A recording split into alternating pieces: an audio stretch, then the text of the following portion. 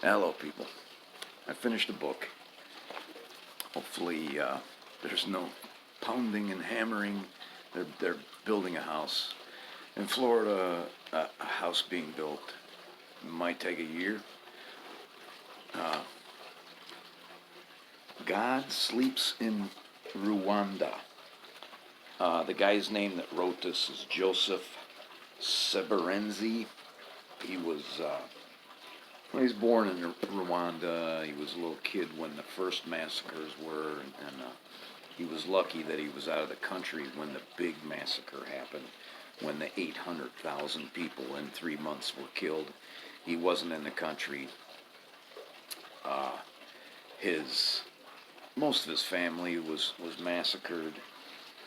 He comes back to the country. He's got a little bit of education, and he ends up in politics, and he's like Speaker of the House and everything. He gets very high up in politics, and then they want to force him out, and the president wants to force him out, and he fears for his life, so he has to leave again. He actually leaves the country 3 times, but everything works out for him. He's got a wife that has to leave the country. His children are safe. I got it because basically, I like to read about atrocity. Atrocity is a real page turner, you know. But this really didn't spend too much time on the massacre itself. This is the second book that I've read about Rwanda. The first one, I have like very little notes here. The book was written in 2009. It's 247 pages. The book was actually kind of a stinker, but 247 pages, I can finish that.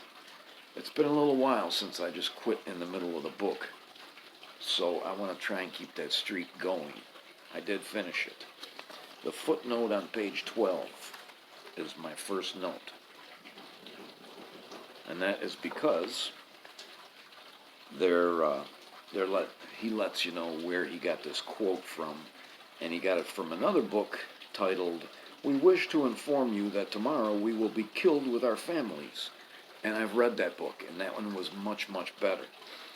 Uh, I didn't mark where the other footnote is. They took some quotes from a book called Shake Hands with the Devil. And the last time I was at, we didn't go to Books A Million. We went to, it's called Sandman. It's in Punta Gorda. And we went to Sandman, and there it is, Shake Hands with the Devil. So I got that one. I don't think I'm going to that next. I'm gonna read something else. Much of this book is about reconciliation, and this guy Seberenzi he's a very religious fellow, and he subscribes to turning the other cheek, and that's kind of where the book lost me. You know, if somebody butchers my mother and father and butchers my siblings, I'm going to get back at them. I'm going to butcher them. Maybe, you know, that keeps the cycle going, but that's the way I am. That's the way me and my people are. It wasn't a terrible book. I did finish it. I learned a little bit about how the political system in Rwanda and some of these other African nations, I learned a little bit about how it works.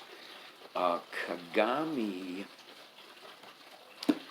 was a Tutsi, and he led the forces that came in and took the country back for the Tutsi, battling the Hutu army. He was in this other book, We Wish to Inform You, and he's something of a heroic figure in that other book. In this book, not so much. When Kagame takes power, he kind of forgets about where he came from, and he's just as bad as the Hutu. I don't know. This other book that I'm going to read eventually, the one Shake Hands with the Devil, is written by this Dalier guy he headed the UN troops that were there before the massacre. And apparently he feels that he, had he had a free hand, he thinks that he would have been able to stop it or at least minimize it. But Kofi Annan did not give him a free hand. And I mean that was a little bit interesting. They go into that in this.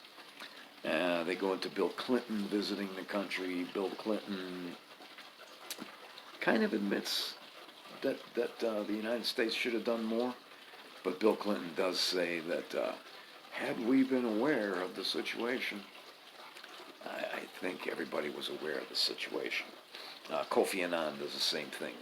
They give Bill Clinton, they roll out the red carpet for him, but Kofi Annan, they don't. They snub him.